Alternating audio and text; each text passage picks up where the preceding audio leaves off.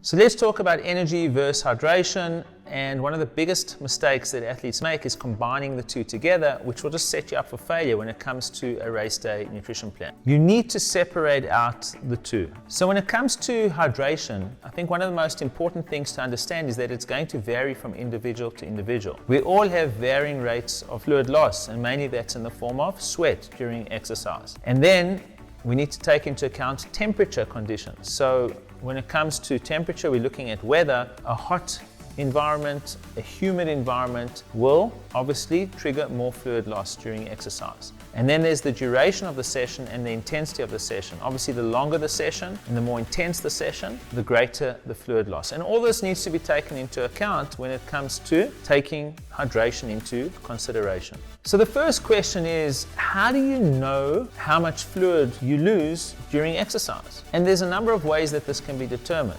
One, you could go for a more expensive sweat test and they can calculate what your fluid loss is. The other thing you can do is you can actually weigh yourself before and after training session, and you can see based on weight loss what that fluid loss actually is. For example, if you lose 1 kilogram of weight before and after a session, then that 1 kilogram would equate to a liter of fluid. To maintain proper hydration levels, we're trying to replenish around up to 80% of fluid lost. And that isn't as easy as it sounds, because it can be a large amount depending on that individual. So firstly, once you understand what your rate of fluid loss is, and you can actually test that in varying conditions so that you can try and put a proper hydration plan into place. But there's a number of things that you need to take into consideration. Number one is that the absorption rate of fluid is really based on the composition of that fluid. And for example, water on its own absorbs at a much lower rate than, say, an isotonic solution, which is a percentage of energy to fluid. And then a hypertonic solution actually has a very high absorption rate, which is low energy and maximum minerals. In other words, high in sodium. It's more of an electrolyte solution, and that has a much higher uptake due to the better rate of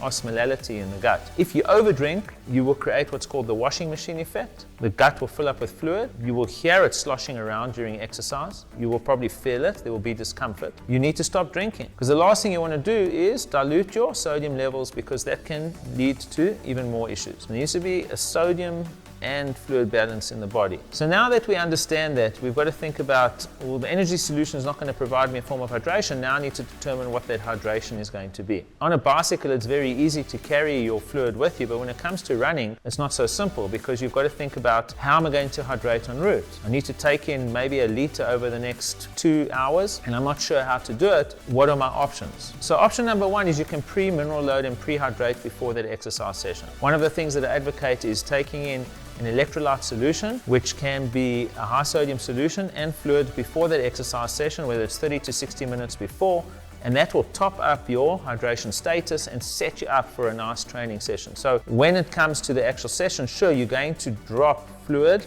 over a period of time, but it's not going to be excessive because you've already pre-hydrated before that. If you didn't pre-hydrate, the drop might be a lot more significant. And then you've also got to figure out what access to water points you have en route. Are there aid stations en route for you? Do you know how far apart they are? Do you know the timing of you getting there? Would you be able to include that in an hourly hydration strategy? Or would you need to rely on something else en route in order to be able to make sure that you get in enough fluid? Remember, hydration is one of the most important considerations when it comes to sports nutrition.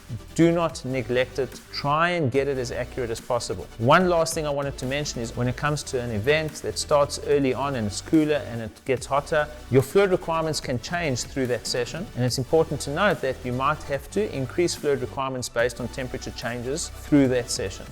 Take that into consideration, give your hydration focus, and make sure that you nail your next event.